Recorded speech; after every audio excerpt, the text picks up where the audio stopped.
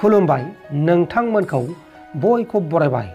दिनै 17 मार्च 2023 बाराय जाबाय शुक्रबार। फैदो दिननि खौरांफोरखौ बेखेवनोसै। आसाम पुलिसा आसामनि गुबुन गुबुन जिल्लाफोराव आयेननि बेरेखा जुवा खेला होग्रा आरो जुवा गेलेग्राफोरखौ गोख्रों सिग्रोमनानै हमगासिनो दङ। बेबायदिनो दिनै डिब्रुगड़ डिस्ट्रिक्टनि सिङाव थानाय फावरागि मठनिफ्राय नाहरकटियानि बारग' एमएलए नरेन सनवालजों लोगोसे गासै 7 जुवाग्राफोरखौ हमदों। दा बिसोरखौ एरेस्ट खालामनानै सोंनाय फिननाय खालामनानै आयेननि बायदि साजा होनाय जासिगोन। सन्देह खालामनानै बुथारदों। सन्देहनि थाखायनो गोबां सुबुङा गाव गावनि जिउखौ फोजोबना लानांगौ जायो। उत्तर प्रदेश रायजोनि मिरुताव सासे दुथां फिसाया गावनि असे बिसि आरो गावनि 3 बोसोर बैसोनि फिसाजो गथ'खौ इनाय बुथारनानै पुलिसजों एरेस्ट खालामजादों। दुथां फिसाया गावनि बिसिखौ गुबुनजों गोसो थोनाय सन्देह खालामनानै सोमोन्दो लाखिनाय सन्देह खालामनानै बे जाथायखौ इनाय खालामदोंमोन आरो बुथारजानाय बिसिनि मुङा जाबाय ज्योति 35 बोसोर बैसोनि आरो फिसाजोनि मुङा जाबाय फाबा 3 बोसोर बैसोनि।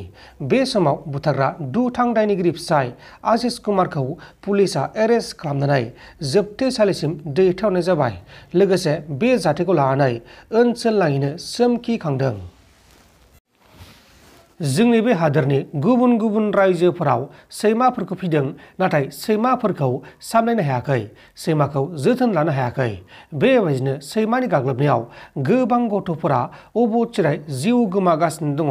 तेलेंगाना रायजोनि काम्मामाव सासे 5 बोसोर बैसोनि गथ'आ लामा साखाथिनि सैमाजों इनाय गाग्लोबजानानै बुथारजादों।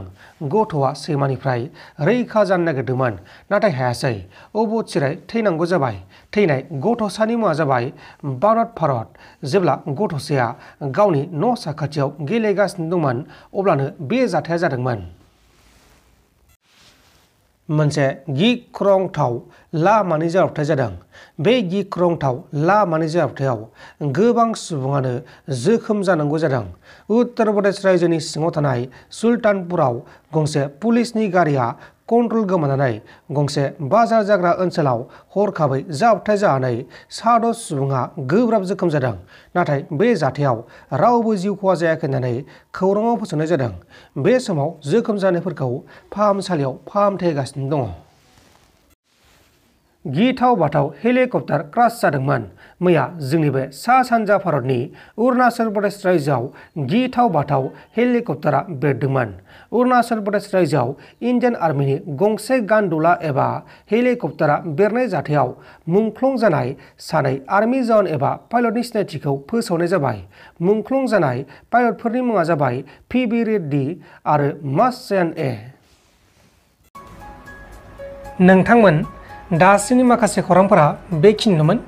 बेखिनिसिम नायनायनि थाखाय नोंथांमोननिसिम रोजा रोजा साबायखर। गोजोन्थों। एसेनोसै। जै बर' हारिनि।